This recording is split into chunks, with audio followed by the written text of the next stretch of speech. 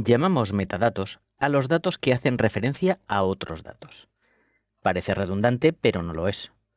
Por ejemplo, un archivo de Word en el que redactamos un contrato contiene una serie de datos, básicamente todo lo que escribimos en el contrato, pues los metadatos son aquellos datos relativos al archivo sin ser el propio contenido del mismo.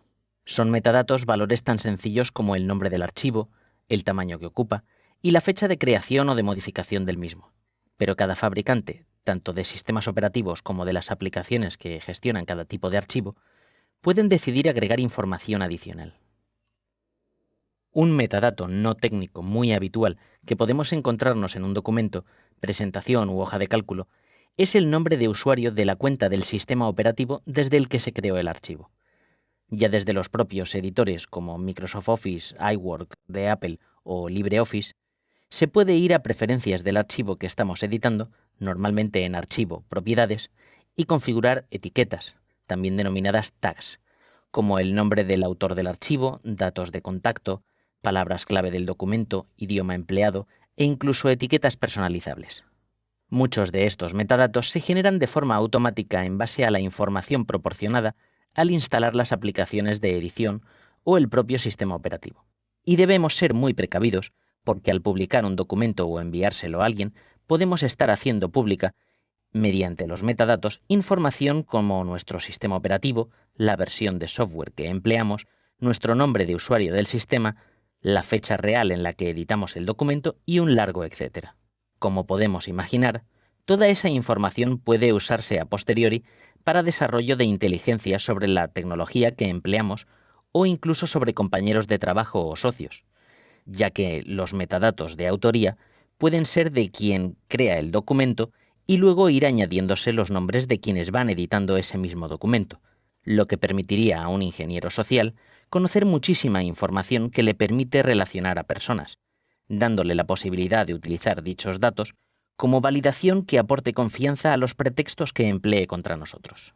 A la hora de compartir documentos, ya sea públicamente en Internet o enviándoselos a una persona concreta, debemos asegurarnos de que los metadatos de nuestros archivos no revelen información que no deba ser conocida. Y para ello lo mejor es usar el propio editor de metadatos incluido en cada aplicación.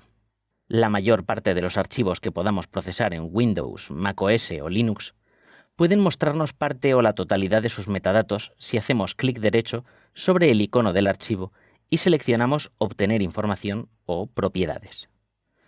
También existen herramientas específicas para analizar dichos datos, aunque a nivel usuario lo mejor son los mismos programas que corresponden al formato del archivo, es decir, usar Word para un archivo con extensión docx, LibreOffice si la extensión es ODT o Pages en caso de los archivos .pages.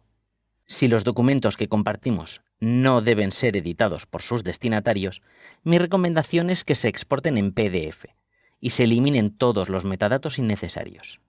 También hay que tener en cuenta que los correos electrónicos, tanto si llevan adjuntos como si no, incluyen sus propios metadatos, más conocidos como cabeceras. La forma más fácil de visualizarlos es exportar el correo que deseéis desde vuestro cliente favorito. Dependiendo del programa, la exportación puede hacerse simplemente seleccionando el correo deseado y haciendo clic en Guardar como, en el menú Archivo.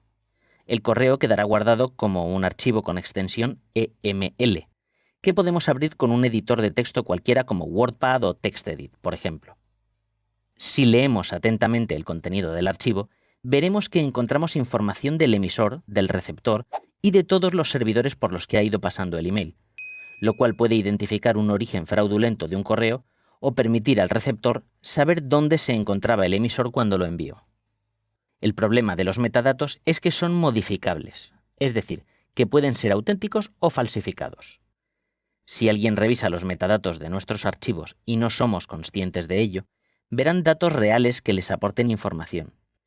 Pero si miramos los metadatos de un archivo enviado por alguien que quiera engañarnos, difícilmente sabremos si son auténticos o han sido manipulados. Lo cual nos obliga tanto a ser precavidos con la información que filtramos de forma inconsciente en forma de metadatos, como a ser desconfiados respecto a los metadatos que analizamos de documentos que recibimos.